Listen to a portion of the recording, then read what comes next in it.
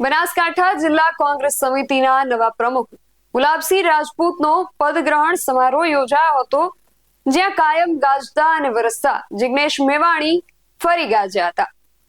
ગાજેલા જિગ્નેશ મેવાણી ફરી કોની ઉપર વરસ્યા, જાણીએ અહેવાલમાં. જય હિન્દ. BSI TV ન્યૂઝ પર આપની સાથે હું છું નિધિ ગઢવી. પાલનપુરના લક્ષ્મીપુરા ખાતે આવેલા કડવા પાટીદાર સમાજની વાડીમાં બનાસકાંઠા જિલ્લા કોંગ્રેસ સમિતિના નવા નિયુક્ત પ્રમુખ ગુલાબસિંહ રાજપૂતનો પદગ્રહણ સમારોહ યોજાયો હતો.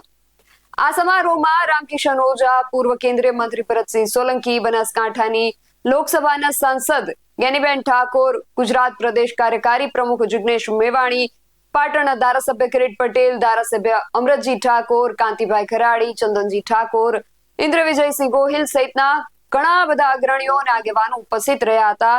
પણ આ કાર્યક્રમમાં પણ man of the match Jignesh Mevani રહ્યા હતા. તેમણે આ કાર્યક્રમમાં બનાસકાંઠાની પ્રજાને અને પોતાના જ પક્ષને સંબોધીને શું કહ્યું, સાંભળીએ. મિત્રોને તો કહો કે તમે જે નિયમિત ભાજપને વોટ આપો છો ને એ પણ યાદ રાખજો, તમારી દીકરી અને દીકરો સવારે જે મધ્યાહન ભોજન યોજનાનું અનાજ જમે છે ને એ માધવસિંહ સોલંકીની દેન છે, એ યાદ રાખજો.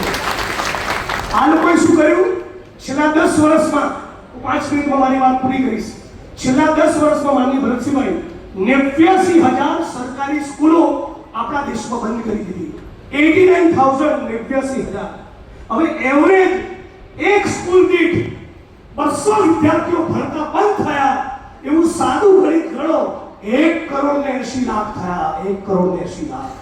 આ 1,80,00,000 માંથી માનું કે 25-30 લાખ લોકોએ પેટે પાટા બાંધીને દેવું કરીને આગા પાછા કરીને પોતાના સંતાનોને પ્રાઇવેટમાં મૂક્યા. બીજા 25-50 લાખ લોકો બીજે સરકારી દૂધની શાળાઓને એડજસ્ટ થયા.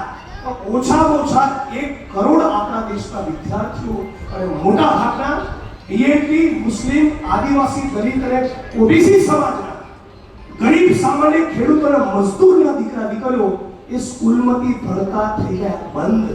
મતલબ કે આ કમલમમાંથી અને દિલ્હીમાંથી ભાજપની એવી ડિઝાઇન પડી છે કે દલિત, આદિવાસી, ઓબીસી, કિસાન અને મજદૂરના દીકરા અને દીકરી એરોમાં સર્કલ ઉપર જઈને ઉભા રહેવા જોઈએ કે મારા દાઢી કરવું છે કોઈ નહીં જણાવો.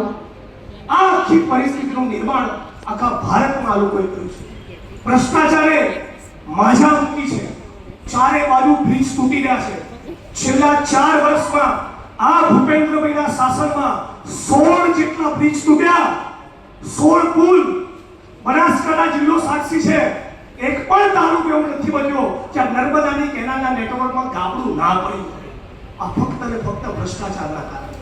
પણ જ્યારે લાગે કે પરંતુ લોકોમાં સંતોષ છે, શિક્ષણ ખાડે ગયું, વેપાર પડી ભાગ્યા, નાના મધ્યમ ઉદ્યોગોના તાળા વાગી ગયા, દલિત, આદિવાસી, ઓબીસી, મુસ્લિમ મહિલાઓ પર અત્યાચાર વધ્યો, બરાબર એવું લાગે ત્યારે ધીમે રહીને મંદિર મસ્જિદની વાત લઈને આવશે. આ વસ્તુના ઝાંસામાં બનાસકાંઠા મોટા ભાગે પડતું નથી. હજી જે ભારતીય જનતા પાર્ટીના મિત્રો ત્યાં છે એમણે આપણે હૃદયપૂર્વક સમજાવીએ કે આ રવિદાસ, નાનક, કબીર અને નરસિંહ મહેતાની ભૂમિ છે. આ ઓલિયાઓ, પીરો અને ફકીરોની ભૂમિ છે.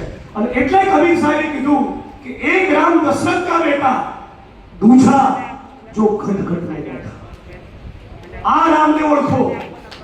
એક રામ जो दशरथ का बेटा, दूजा जो घट घट में बैठा, तीसरे राम का सकल पठारा, चौथा सबसे निर्गुण सबसे न्यारा. અમે કોઈ દિવસ આ કોમવાદી વિચારધારાના ચાલે ચડ્યા નથી અને બનાસકાંઠામાં આવા મેલી મુરાદના તત્વોને ફાવવા દેવાના નથી. એ વાત સાથે મારી વાણીને વિરામ આપું છું. ભાઈ શ્રી ગુલાબસિંહભાઈ, તમે મજબૂત થાવ અને આપણે બધા સાથે મળીને તાલુકા પંચાયત પણ બનાવીએ, જિલ્લા પંચાયત પણ બનાવીએ. પણ મારા સ્વભાવ મુજબ એટલી ટિપ્પણી પણ નહીં ચૂકું.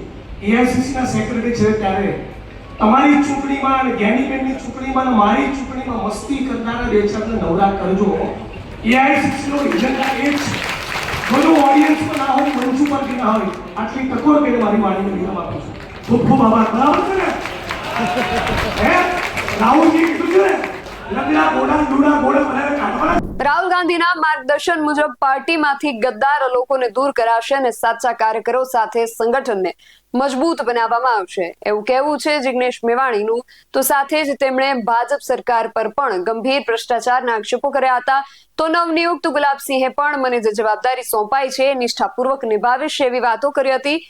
ખાસ આ કાર્યક્રમમાં જિલ્લા અને તાલુકા પંચાયત તેમજ નગરપાલિકા ચૂંટણીઓમાં પાર્ટીને મજબૂત બનાવવાની વાત કરવામાં આવી.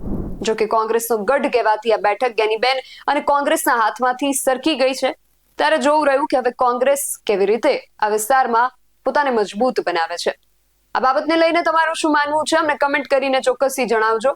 આવા જ વધુ અહેવાલો સાથે મળતા રહીશું. તમે મારી YouTube ચેનલને સબસ્ક્રાઇબ કરવાનું અને અમને Facebook અને Instagram પર ફોલો કરવાનું ભૂલશો નહીં. બાકી અવનવી અપડેટ્સ માટે આપ જોતા રહો BS9 TV ન્યૂઝ. નમસ્કાર.